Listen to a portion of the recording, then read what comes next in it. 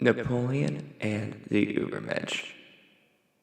The Ubermensch is a concept that emerges from the philosophy of Friedrich Nietzsche. In short, the Ubermensch is a person who affirms the existence of, in light of life's misery, and makes their own values. In light of the death of God and all truth, most would retreat to a decadent and mediocre culture. They keep to their concepts of right and wrong of past ages, but have forsaken any sense of where those values come from.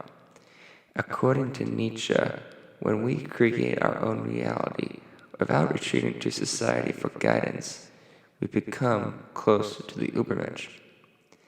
Nietzsche thought of the Ubermensch as an ideal. It cannot be achieved in this life. That said, there are those who came close to reaching this goal.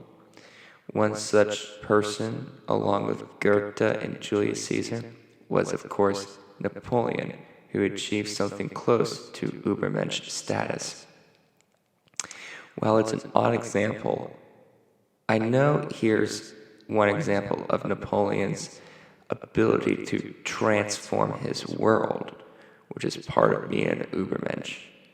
Notice that many ancient duchies, bishoprics, and kingdoms were founded in the early Middle Ages, but then ceased to exist in the Napoleonic era. The Papal States, the Venetian Republic, and most famously the Holy Roman Empire, were all polities that existed for eons, but felt a sudden and violent end at the hands of Napoleon. The old feudal age was over. The post-Napoleonic world was now to be dominated by the nation state. That being said, the geopolitics of Europe were going in that direction since 1648 with the signing of the Treaty of Westphalia. Napoleon didn't just change the map of Europe, but also changed the politics of European polities in general. The Europe before the French Revolution was one of autocracy, where monarchs ruled by divine right. Even if the revolution survived, if it wasn't for Napoleon, who conquered most of Europe, the ideas of the revolution may not have been as far-reaching as they have become. Finally, Napoleon was able to make the French Revolution and France great again. The French Revolution, whatever noble its initial goals were, ended up destroying France as a kingdom that existed for over 1,000 years.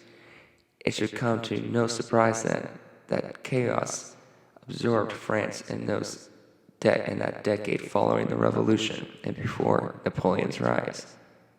In light of the chaos, Napoleon managed to make France great again by making the revolution eternally linked with French values and culture.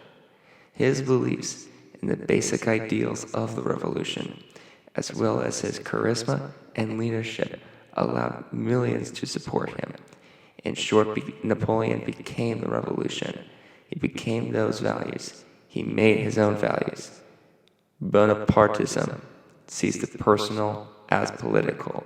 Political transformation involves political transformation. I'm American Bonapartist.